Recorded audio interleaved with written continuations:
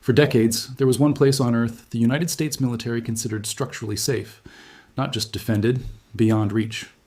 A remote coral atoll in the center of the Indian Ocean, surrounded by 4,000 kilometers of open water.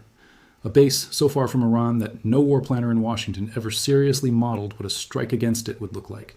On March 20th, 2026, Iran fired 2 ballistic missiles directly at that island.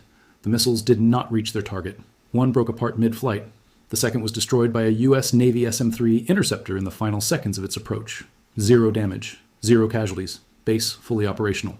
And yet, in the 72 hours that followed, something shifted in the strategic calculations of every defense ministry in Europe, every Pacific Command war planner, and every analyst who has spent decades modeling the ceiling of what Iran can actually reach.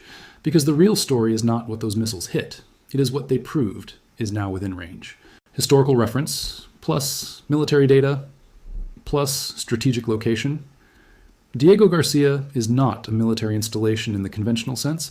It is a narrow coral strip in the British Indian Ocean territory, rising only a few feet above sea level with no civilian population. The island exists for one purpose, the projection of American military power across 3 hemispheres simultaneously. Jim Baker, Senior Fellow for Strategic Competition at the Council on Foreign Relations, described its function with a precision no Pentagon press release ever matched. Diego Garcia put platforms and munitions beyond Iran's reach and saved scarce tanking. It is very valuable real estate. For 40 years, the strategic value of Diego Garcia rested on one phrase, beyond Iran's reach. That phrase is now obsolete. Asset detail personnel Matuash 500, primarily American aircraft B-2 Spirit, B-52, B-1B strategic bombers, special capability, one of only 3 locations outside CONUS with dedicated B-2 hangars, naval capacity, Deepwater Lagoon, nuclear submarines, carrier groups distance from Iran, 4,000 km, twice Iran's declared maximum missile range. The B-2 Spirit is the only aircraft capable of delivering the massive ordnance penetrator. The 30,000-pound bunker buster built to destroy deeply buried hardened facilities. The B-2s staged at Diego Garcia have been flying those missions against Iran since February 28th. Without this base, that campaign cannot function. 3 days before the war began, Iran's government stated publicly it does not possess long-range ballistic missiles. IDF spokesman Nadav Shoshani responded the morning after the Diego Garcia strike. Just 3 days before the war, the Iranian regime said they don't obtain long-range missiles. Today, their lies were exposed when missiles were fired 4,000 kilometers away from Iran. They said they didn't have them. Then they fired them. On March 20th, the Wall Street Journal reported the attack first, citing multiple American officials. UK Minister Steve Reed confirmed both missiles failed to reach their target. The base suffered no damage. Iran denied all responsibility, calling it a false flag attack. That denial is the first anomaly. Iran has claimed credit for every wave since February 28th. Wave 1 through Wave 83 of Operation True Promise 4, each announced with target details. Consistent, aggressive attribution across every strike. The Diego Garcia denial is the single exception. But that denial is not the part of this story that changes the strategic map. Something else does. Iran's declared missile range ceiling has been 2,000 kilometers, a self-imposed political signal, not a treaty obligation. Under that ceiling, Iran could reach Israel, the Gulf states, and targets across the wider Middle East. Diego Garcia, at 4,000 kilometers, sat cleanly outside that envelope. The water itself was the shield. What happened on March 20th doubled that envelope overnight. IDF Chief of Staff Lieutenant General Zamir issued a video address the following evening. These missiles are not intended to strike Israel. Their range reaches the capitals of Europe. Berlin, Paris, and Rome are all within direct threat range. Former IDF Air Defense Chief Brigadier General Ran Kokov told the Jerusalem Post, the launch had doubled the demonstrated capability overnight. London, Paris, Berlin, and every other European capital now lie within credible Iranian reach. This escalation fundamentally alters the threat calculus. The Middle East is no longer a geographically contained theater. The IDF chief just told Berlin, Paris, and Rome they are in range. No European government responded publicly that night. If Iran's declared ceiling was 2,000 kilometers, and Diego Garcia sits at 4,000, how did they get there? 3 explanations have emerged, and they are not mutually exclusive. 1. Iran modified an existing Khorramshahr variant with a reduced warhead payload. Sam Lair at the James Martin Center for Nonproliferation Studies told CNN Iran may have used a Khorramshahr with a very small payload, too small to do anything. Lighter warhead, same propulsion, greater range. 2. Justin Bronk at RUSI suggested the launch may have used Iran's Simorgh space launch vehicle, which could offer greater range at the likely cost of terminal accuracy. Retired Royal Navy Commodore Steve Prest made the physics explicit. Ballistic missiles are space rockets. If you've got a space program, you've got a ballistic missile program. 3, and the most significant, the U.S. intelligence community's 2024 Worldwide Threat Assessment warned that Iran's satellite launch vehicle development would shorten the timeline to an ICBM. The IRGC's QAM-100 solid fuel rocket placed a satellite into orbit in September 2024, and again in January 2026, 5 weeks before this war began. The technology used to put a satellite into low Earth orbit is not meaningfully different from throwing a warhead 4,000 kilometers across open ocean. Same engineers, same propulsion, same flight computers, hiding inside a civilian space program that Western sanctions repeatedly failed to constrain. Aylan Berman, author of Iran's Deadly Ambition, the launch toward Diego Garcia confirms Iran has made real progress. If left intact, Iran's ballistic missiles would attain intercontinental range soon. That word, soon, carries a weight today it did not carry 1 week ago. The physical damage from the Diego Garcia strike was zero. The base continued operations. From a purely tactical standpoint, the event produced no measurable battlefield outcome.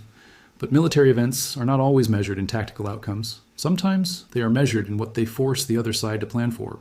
The moment Iran demonstrates it can reach Diego Garcia, even if the missiles fail, even if the intercept works, every mission planning cycle for the B-2s changes. The sortie rate changes, the risk assessment changes. Ken Kasapoglu at the Hudson Institute framed it precisely. Iran's decision to target Diego Garcia represents a calculated expansion of Tehran's operational strike geometry beyond the Middle East theater. That neither missile reached its target does not diminish the operational significance of the attempt. Iran did not fire at Diego Garcia because it expected to destroy the base. It fired because the attempt permanently changes the psychological and operational environment for every commander treating the Indian Ocean as a sanctuary. Iran's strategy has been less about winning on the battlefield and more about shaping the environment, creating chaos, raising costs, injecting uncertainty. A missile fired toward Diego Garcia, even if it fails, fits squarely within that strategy. Iran didn't need the missile to land. It needed the missile to fly. Coverage of this event has been framed around one question. Did the missiles fail? The answer, yes, has allowed most governments to treat this as a story about Iran's technical limitations.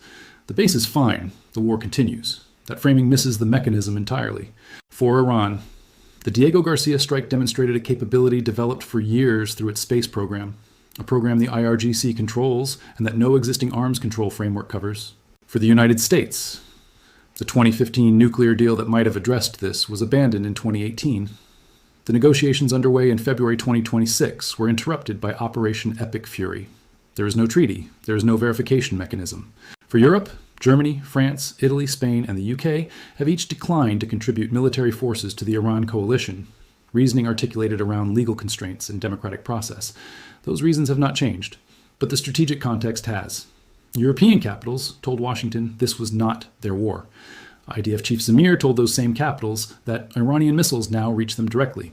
For China, PLA analysts have been monitoring this conflict on live screens, studying missile trajectories, and intercept responses in real time. The demonstration of a space-to-ballistic conversion at 4,000 kilometers is data of a different order entirely. China is not intervening. China is studying. The distance that was Europe's shield is gone. No European government has yet explained publicly what replaces it. The official DoD statement characterized the event as an unsuccessful Iranian attack. Confirmation of defensive capabilities. On paper, this is correct. In reality, a weapon from Iranian territory traveled 4,000 kilometers and was destroyed 11 kilometers above an island. America is described as an all but indispensable platform for operations across 3 regions. The SM-3 interceptor is a finite resource. Every interceptor in this war is finite. RUSI's command of the reload analysis, that interceptor production timelines now shape strategic outcomes, applies not only to the aero batteries over Israel, but to every defensive system now deployed to protect a base previously considered beyond the range of the threat. Metric Detail Iran declared ceiling 2,000 kilometers. Self-imposed, now shattered, demonstrated range of 1,000 kilometers. 2X declared ceiling European capitals and range Berlin. It's 3,500 kilometers. Rome, 3,200 kilometers. London. For 4,000 kilometers, Intercept Systems Navy. SM-3 base, damaged 0. Iran's response, denied. Only denial of any strike this entire war IRGC space launches pre-war QAM 100, Sept 2024 and Jan 2026. The Khorramshahr 5, reported in Iranian media in August 2025, carries a claimed range of 12,000 kilometers, unverified. But Diego Garcia was also not a plausible target when Iran's declared maximum was 2,000 kilometers. The pattern of underestimation in this conflict has one consistent direction. Every ceiling eventually gets revised upward. The question is no longer whether that pattern continues. The question is how far it goes. There is one dimension of this strike that has received almost no attention. Diego Garcia is not legally American territory. It is a British overseas territory under a 99-year lease signed in 2025 between the UK and Mauritius, $101 million per year. U.S. forces operate the base, but its legal foundation depends on the Mauritius agreement holding. Trump opposed this deal before the war, calling it an act of great stupidity. The UK placed it on hold to rebuild American support. Mauritius has a growing bilateral relationship with China. The legal security of the base America considers indispensable is now intertwined with the same geopolitical competition that makes Diego Garcia necessary. For the U.S., operationally irreplaceable, confirmed within Iranian missile range, legally dependent on an agreement its own president has opposed. For the UK, a base under its administrative sovereignty was just targeted by a 2-stage ballistic missile, while London states it will not be drawn into the wider war. For China, a growing relationship with the island nation that legally controls the ground beneath the base, and a front-row seat to every intercept response the U.S. has demonstrated. Everyone is watching what Iran just proved, and not everyone watching is an adversary. The IDF says it is halfway through the campaign. Zamir, on March 21st, we are halfway through, but the direction is clear. He described the damage on Iran as a systemic strategic, military, economic, and governmental achievement. The regime is weaker, more exposed. In the same address, he told Berlin, Paris, and Rome they are within direct threat range. Both statements are simultaneously true. Iran has suffered catastrophic damage. Over 10,000 coalition sorties. Khamenei killed on day one. IRGC commanders eliminated across 3 weeks. Missile launchers severely degraded. And on March 20th, the 21st day of the war, a country Washington declared functionally defeated fired a 2-stage missile into the Indian Ocean at a range no Western assessment had predicted, using technology hidden inside its civilian space program for 2 years, and proved the base from which America's most advanced bombers are striking Iranian territory is no longer beyond reach. The intercept worked this time, but every system has a rate, every interceptor has a stockpile, and the missile destroyed over the Indian Ocean was the first of its kind, not the last. What the Diego Garcia strike revealed is not a technical capability. It is a question this war has so far refused to answer. How many assumptions about what Iran cannot reach are still waiting to be tested? Neither Washington nor Tehran has answered that. The island that was supposed to be beyond the reach of this war is no longer beyond anything.